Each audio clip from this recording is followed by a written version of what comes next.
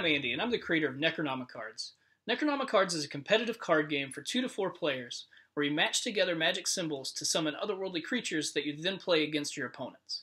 I know that sounds a little weird and complicated, but it's actually pretty simple. So when you're playing NecronomiCards, you have 2 decks of cards on the table.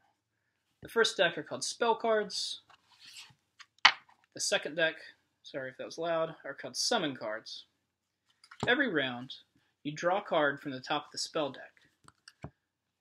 These cards have between 4 and 6 symbols on them, and what you're trying to do is find matching pairs of symbols. Like there's a match there, we have a match there, and if I had a third matching pair there, I would be able to discard those spell cards to draw a card from the summon deck. Summon cards are where the real fun stuff comes in. Each summon card has an illustration of a creature, a god, a demon, maybe something from urban legends, myths, Greek mythology. I've pulled from a lot of different sources, pretty much anything I thought would be fun to include in the game. And then at the bottom of the cards, we have some sort of action that playing this card takes against your opponents. So, as just for examples, here we have the Necronomicon itself. Can't have a game called NecronomiCards without Cthulhu. Lucifer, Bloody Mary. Let's see who to miss there.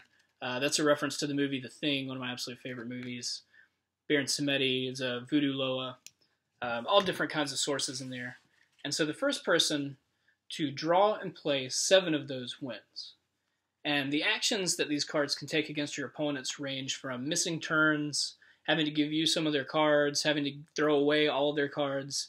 It can actually get pretty brutal, which is a lot of the fun to me. And there's a very challenging component, too, in actually matching together the symbols. There are many, many, many symbols in the game. A very limited number of actual matches. So there's a lot of difficulty in just scanning your cards every turn and trying to quickly put together a matching hand.